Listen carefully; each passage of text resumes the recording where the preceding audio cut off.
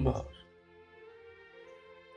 मैं राजू सावरकर काबुल कंधार की पुण्य भूमि से तमाम आलम को ईद उल फितर मीठी ईद की मुबारकबाद देता हूँ। यह त्यौहार एक माह के कड़े उपवास के बाद अल्लाह के प्रति आभार, भाईचारे और दान का प्रतीक है। मैं आप सभी लोगों से इस चैनल को सब्सक्राइब करने की फिर से एक बार अपील करता हूँ। जब मैंने ये चैनल शुरू किया था तब मैंने बाबा को कहा मैं क्या कहूँगा। तब मुझे यीशु की एक बात याद आई। तब यीशु ने कहा था कि जाओ और मेरे शुभ संदेश का प्रचार करो। तब उसके शिष्यों ने कहा कि हे यीशु, हम लोगों के बीच जाएंगे तो क्या कहेंगे। तब यीशु ने कहा था कि तुम लोगों के बीच में जाके खड़े हो जाओ और मैं तुम्हारे मुख से बोलूँगा। हजरत सल्लल्लाहु अलैहि वसल्लम को जो आयत शुरुआत में ज़ाहिर हुई उसमें उसने कलम के जरिए दुनिया को इल्म सिखाया और वो बातें बताई जो उनको मालूम नहीं थी।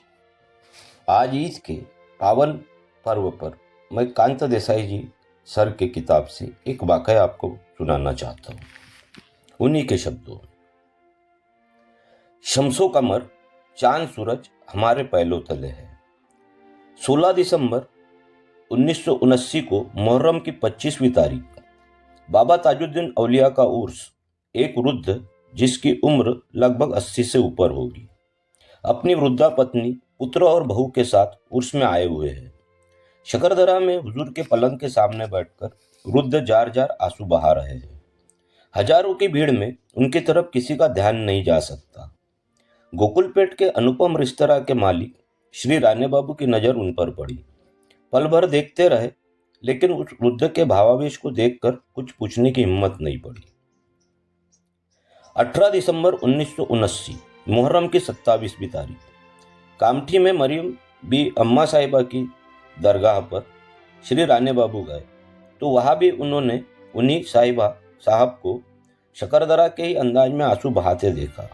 आप उनके पास जाकर चुपचाप बैठ गए और बड़े ही अदब से उनसे पूछा, बाबा जी, आपको क्या तकलीफ है? भावावेश संवरने में चंद मिनट गुजर गए, फिर गदगद कंठ से भर्राया स्वर निकला, बाबू, तकलीफ तो कुछ नहीं है। मुझे अपनी बेअदबी का ख्याल आता है, आंखों से आंसू जारी हो जाते हैं। तफसील में पता चला कि आप कराची, पाकिस्तान से आए हुए हैं और वहाँ के रिटायर्ड कलेक्टर हैं।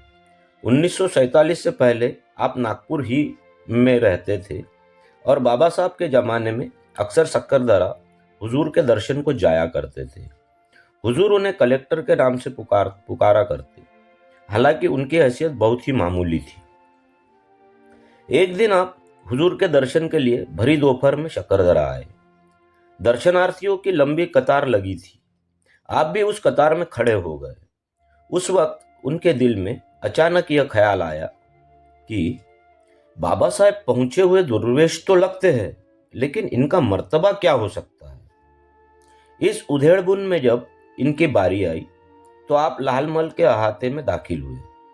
हुजूर फर्श पर ही उकड़ू बैठे थे। जैसे ही ये साहब बाबा हुजूर के चरणों को स्पर्श करने के लिए घुटनों के बल बैठे, वैसे ही हुजूर ने अपना दाहिना पांव आगे बढ़ाया। इन्होंने हैरत से देखा कि हुजूर के पैर के तलुए के ऊपरी हिस्से में सूरज है और नीचे एड़ी में चांद। उस वक्त दोपहर थी। हुजूर के पैरों में जो सूरज था उसमें से तेज रोशनी फूट रही थी, जिससे उनकी आंखें दुधिया गई। हैरत से उन्होंने ऊपर आसमान की तरफ देखा तो ऊपर सूरज कतई प्रकाशहीन नजर आया। तभी हुजूर ने फरमाया, हौजे बाबू, हमारा मर्तबा शम्सो कमर हमारे पैरों तले रहते हैं। यो कहकर हुजूर ने अपना पांव खींच लिया।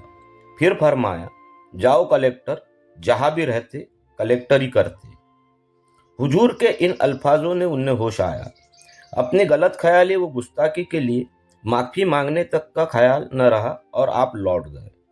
फिर तो चंद दिनों बाद हुजूर ने समाधि ही ले ली, अतः माफ़ी नहीं मांग सके। भारत विभाजन के बाद जब आप कराची गए तो वहाँ कलेक्टर के पद पर नियुक्त हुए। अब रिटायर होने के बाद वे हुजूर से माफी के तलबगार बनकर आए थे। बाबा सरकार के बारे में सरवर बाबा का एक शेर है।